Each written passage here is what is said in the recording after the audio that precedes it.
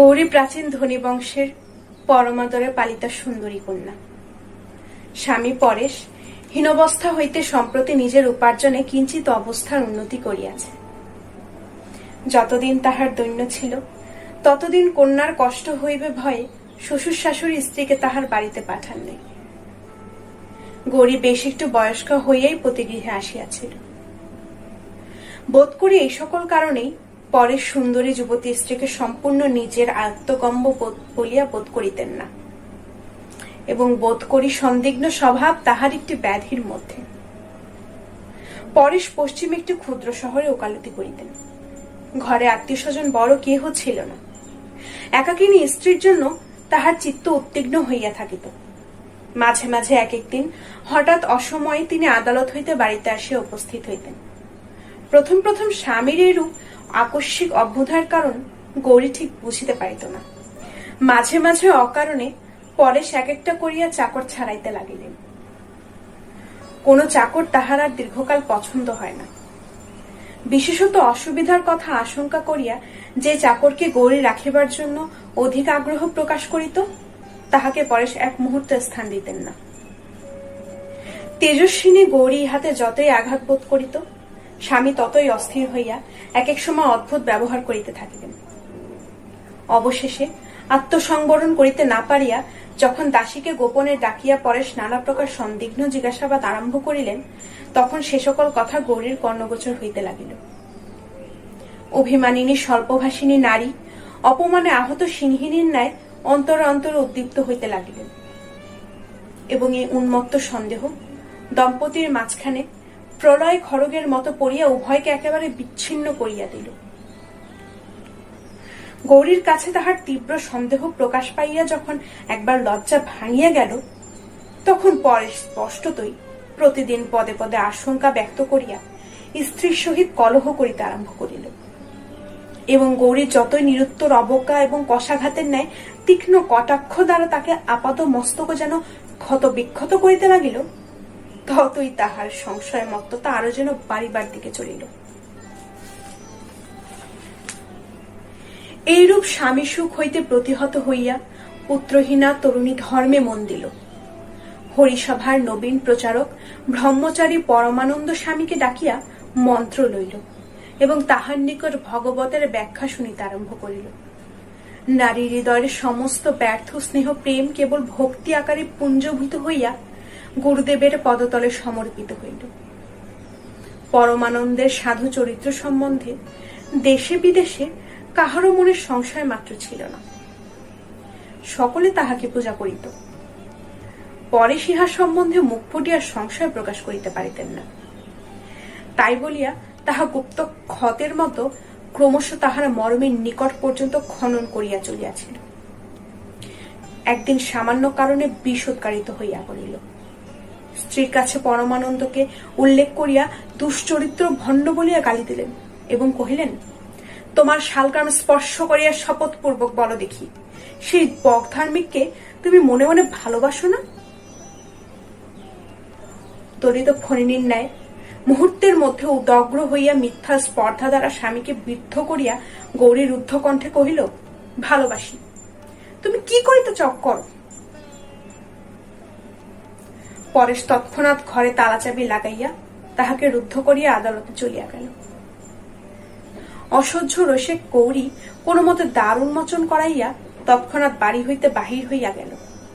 পরমানন্দ নিভৃত ঘরে জনহীন মধ্যাহ্নে শাস্ত্র পাঠ করিতেছিলেন। হঠাৎ অমেঘবাণী বিদ্যুতল্লতার মতো গৌরী ব্রহ্মচারীর শাস্ত্রাধ্যয়নের মাঝখানে আসিয়া ভাঙিয়া পড়িল। গুরু কহিলেন, এ কি? শিষ্য কহিল, গুরুদেব, অপমানিত সংসার হইতে আমাকে উদ্ধার করিয়া লইয়া চলো, তোমার সেবাব্রতে আমি জীবন উৎসর্গ করিব। পরমানন্দ কঠোর ভৎসনা করিয়া গৌরীকে গৃহে ফিরিয়া পাঠাইলেন। কিন্তু হায় গুরুদেব, সেদিনকার সেই অকস্মাৎ ছিন্ন ভিন্ন অধ্যয়ন সূত্র কি আর তেমন করিয়া জোড়া লাগিতে পারিল? পরেশ গৃহে আসিয়া মুক্তদ্বার দেখিয়া স্ত্রীকে জিজ্ঞাসা করিলেন, এখানে কে আসিয়াছিল? স্ত্রী কহিল, কেহ আসে নাই, আমি গুরুদেবের গৃহে গিয়েছিলাম। পরেশ মুহূর্তকালে পাংশু এবং পরেক্ষণেই রক্তবর্ণ হইয়া কহিলেন, কেন গিয়াছিলে? গৌরী কহিল, আমার খুশি। সেদিন হইতে পাহারা বসাইয়া স্ত্রীকে ঘরে রুদ্ধ করিয়া পরেশ এমনই উপদ্রব আরম্ভ করিলেন যে শহরময় কুৎসা রতিয়া গেল। এই সকল কুৎসিত অপমান ও অত্যাচারের সংবাদে পরমানন্দের হরিচিন্তা দূর হইয়া গেল। এই নগর অবিলম্বে পরিত্যাগ করা তিনি কর্তব্য বোধ করিলেন, অথচ উৎপীড়িতকে ফেলিয়া কোনো মতেই দূরে যাইতে পারিলেন না।